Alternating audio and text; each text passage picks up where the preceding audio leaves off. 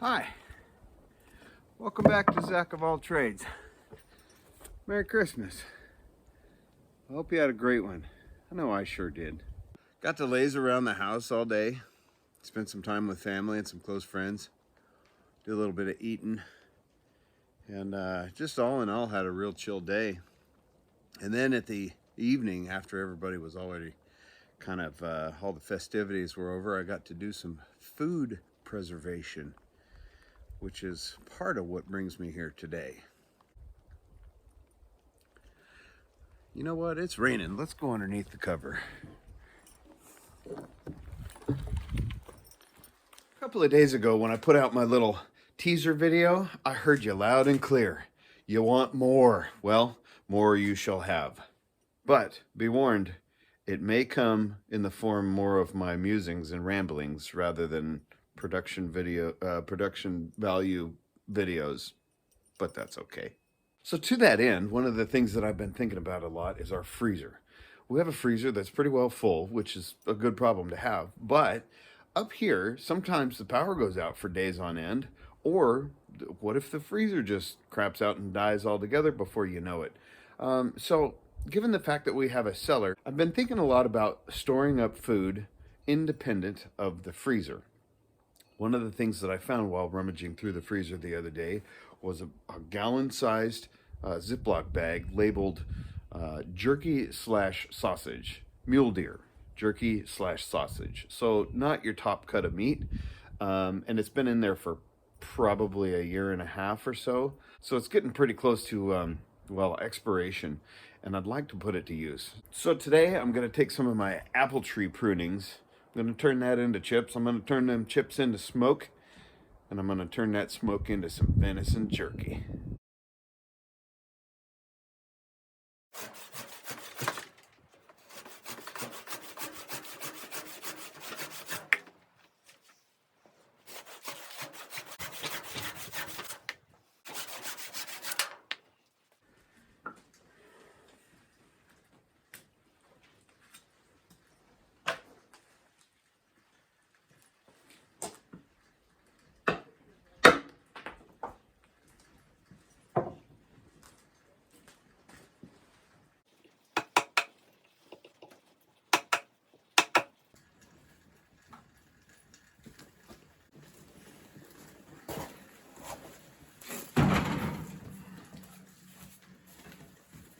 The old little chief.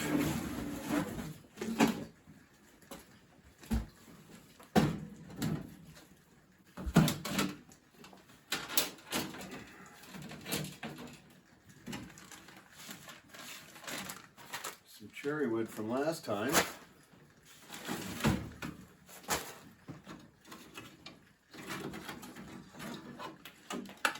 I'm going to have to show you this in a minute.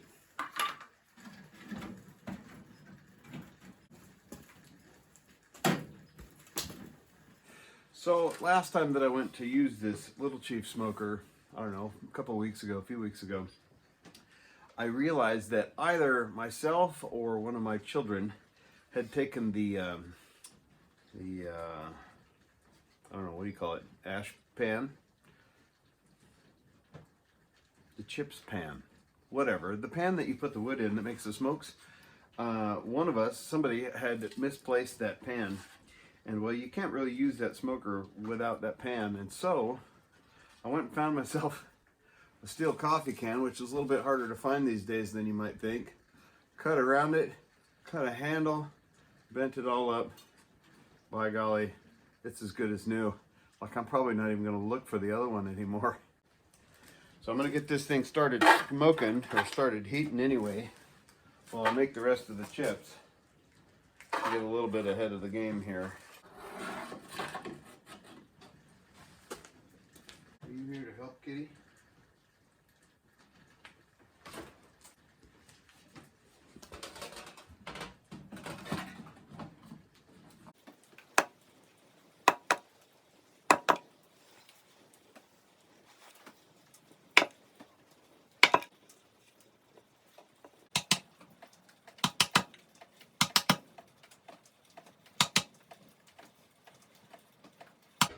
Well, I don't know if you guys can smell that. Smoker's starting to develop a little bit of smoke here, and I'm not quite done making all my chips, but that can wait. So I think that it's about time to go gather up the venison out of the refrigerator and get it in there. Well, when somebody asked a while back, I don't recall whether I responded to it or not, but recently somebody asked if I was still using my Marine Corps knife, still carrying my Marine Corps knife. And if I didn't respond this, I should have. Every day.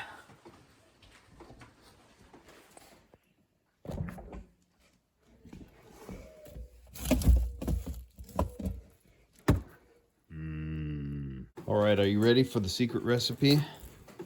I'm sorry I didn't bring you guys along for the preparation yesterday, but I wasn't really thinking. So what I have decided to do for my jerky, for my venison jerky, is simply salt and pepper. My theory is I'm a whole lot more likely to make it if the ingredients are quick and easy to find, or ingredients that I always have.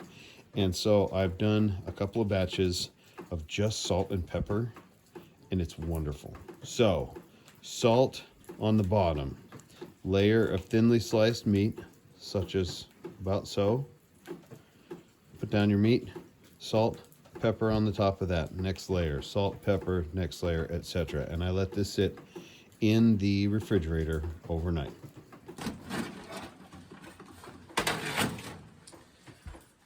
And so now I'm going to just put it on the racks flat. I tried to do something last time that did not work out well.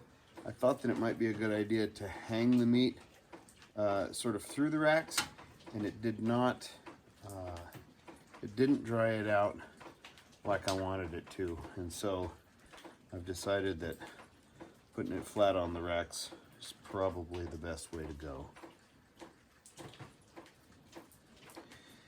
And I'll put this on here, I'll let it go overnight.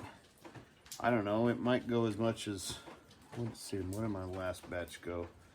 I don't think it was quite 24 hours, but pretty close to it. And this little Chief Smoker, you know, it's not making a whole lot of heat. So your mileage may vary depending upon your smoker. Well, that chunk is a little thick. Oh, it's two chunks. Oh, no, it's not. That's too thick. I'm gonna have to take that back inside and slice that thinner.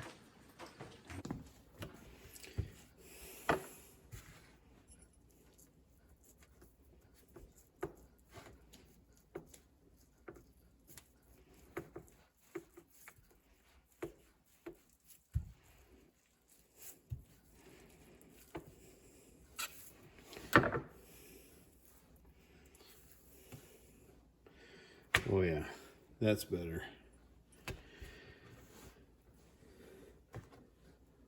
Of course, the meat at the bottom of the Pyrex there was some of the first that I did last night, and it's like anything else. Oh, of course, now the clock wants to go off. It's like anything else, when you first start doing it, you kind of got to remember what you're doing, and it seems as though I got those pieces a little bit thicker than what I wanted them, and didn't realize it until I was grabbing a hold of it just a minute ago.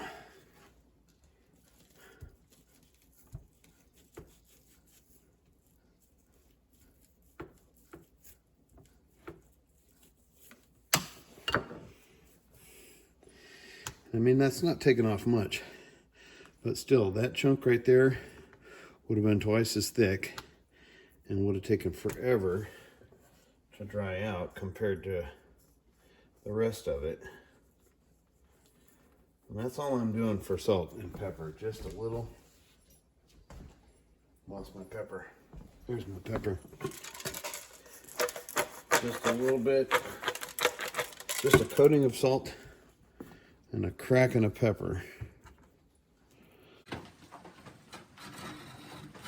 All right, there we go. We got a full load, and topped off my pan of chips. We'll get in there. That goes in there. And then, in order to keep it as warm as possible,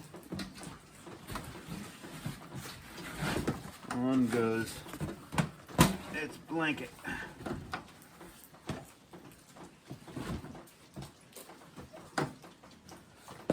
There we go. Yes, yes. Excellent. All right, today is now tomorrow. It's about noon the following day, and man, what a difference a day makes, huh? Rainy, nasty, gross yesterday turned into a bluebird day with a little bit of decoration on the mountaintops over on the other side. I've been adding wood chips periodically throughout the night. This is what I have left. I had this thing pretty much full, so this is about what I've used up. And I've also checked the meat a couple of times, but I think that it's going to be ready right now. 20 hours, I think. Yeah, 4 o'clock yesterday was when I put this in, and it's now noon today. Incidentally, my little pan here, as I was talking about this and editing this video, I had a little brainwave come in, and I remembered where the real one was. I don't know, but that's a pretty close facsimile, wouldn't you say? I think that turned out okay. Anyway, let's check out this meat here. Let's see how we did. It's still a little bendy. It could stand to be a little bit more dry if I was going to keep it for a long time, like if I was going to try to store it for a long time. However, we're probably just going to eat this in the next 6 hours or so. So here it is. Like I said, 20 hours. Even some of the thicker pieces still have a little bit of flex to them. So again, if you wanted to really long-term store it, I would recommend giving it at least a few more hours to where it's real brittle. But that's about it. That's all I got for right now. I'm glad you came along, and I'll see you next time. Take care.